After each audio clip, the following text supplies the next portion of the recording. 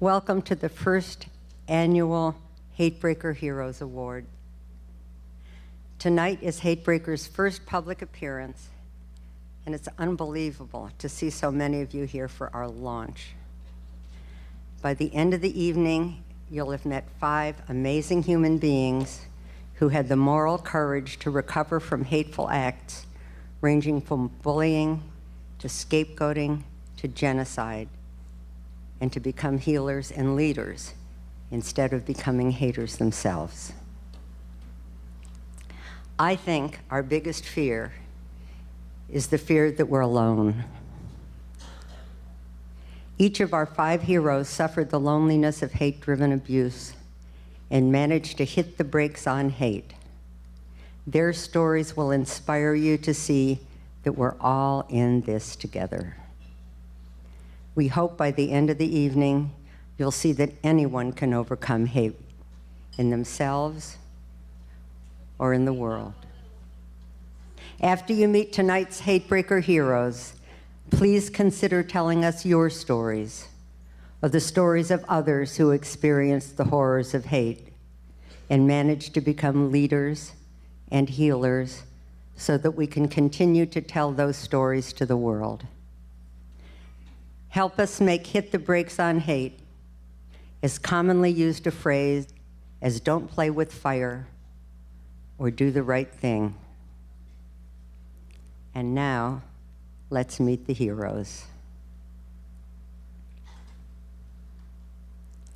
Meet Graie Barasch-Hagans, our HateBraker hero and educator.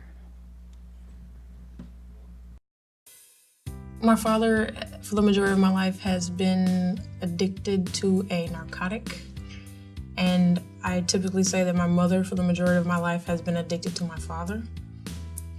I'm the oldest of 4. There are 3 under me. I have a brother who, if anybody knows me, knows it's like, that's my heart. And I have 2 sisters, one of which does not really even acknowledge my existence.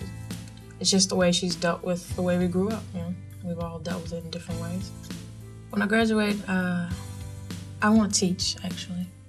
We have 3 public high schools, all of which are 90 to 100% black, you know. I graduated from Beaumont High School, and if you know anything about St. Louis, then that has some bearing. You know? St. Louis is all about where you went to high school. I originally wanted to go back there and teach, just because I think there's such a shortage of people who understand where these kids are coming from, you know. I know a lot of people want to help, but they don't know what it is to, you know, go to school because you need something to eat, you know. That's the only meal you would get that day is from school, or the threat of violence, you know, that comes just with walking to and from school. Last year I actually taught 7th grade of 20th century American history last year. And when it came time to cover the Holocaust, I had to sit down for a long time and think about how to teach that. And so my approach was also looking at kind of the overall aspect of genocide, and not just the Holocaust as a singular event in history. And so the way that we looked at it was really, we looked at the 8 stages of genocide and how that happened. And we looked at how genocide is not until the 6th and 7th stages is when you begin to kill people. There's all these things that happen prior to that. And I had some really powerful moments in class last year where I could see when it would click for kids. And I would stop and I would ask them, do we have people in society right now who are somewhere already along that continuum? And the great majority of them, they did understand, and they recognized that it wasn't just that it happened overnight, but there were times where people could have stood up and people could have really made a difference in that.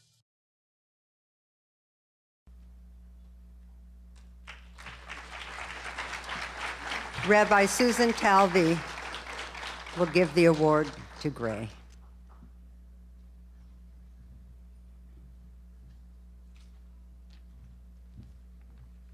Hey, Graie.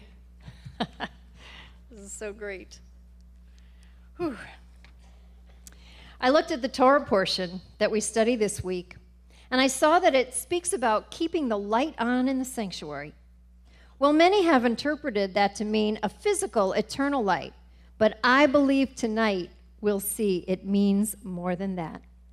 It's a light that shines on the vision that we have on the future, a light that lights up the way things are supposed to be, but it's also a light that shows you what we have to fix, the schmutz, as we say.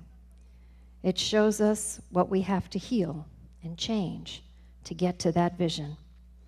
Our honoree, our Graie, is a HateBraker because she is a beacon of that light. Our Graie grew up in North St. Louis and saw the suffering, the violence, and the cycles of poverty and addiction that keep people stuck. Graie used that light to shine on the broken places and know what it would take to fix them.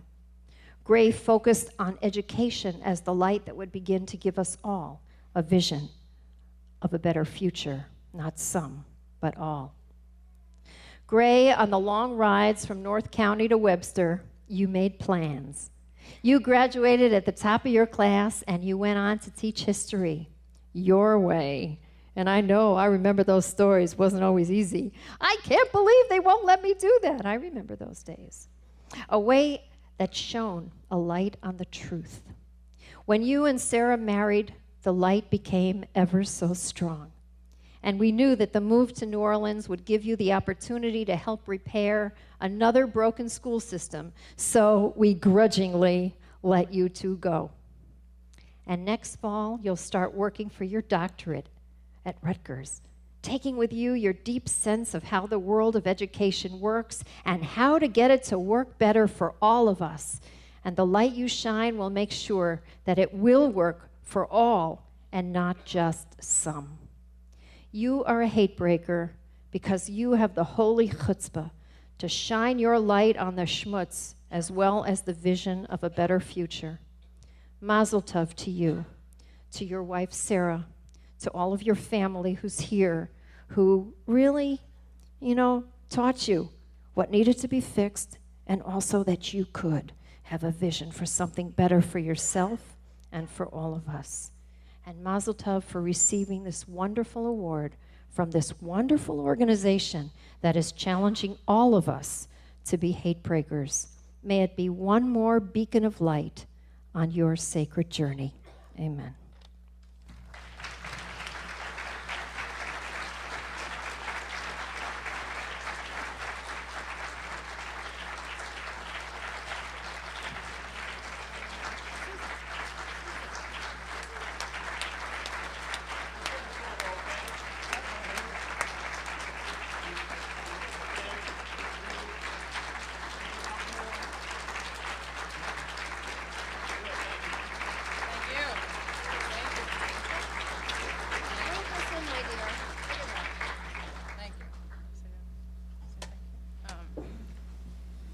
I didn't realize I was going to go first tonight, so in preparation for speaking is not a skill I've yet acquired. But I think the only thing I can say is thank you, obviously, to everyone who's been kind of along this journey. I might say it's a journey because it seems every couple of years I decide to change something about myself.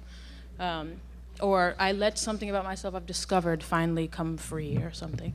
I was in a conversation, I think last week, and somebody asked me after something I said that apparently they thought was wise. They said, "Where did you come from?" And she kept saying, "Where did you come from? Where did you come from? Who are you?" And she didn't just mean, like, you're not from New Orleans, are you? Or, where'd you go to high school? It's also a New Orleans question. She meant, like, who are you? Like, where do you come from? And I said, well, I came from St. Louis.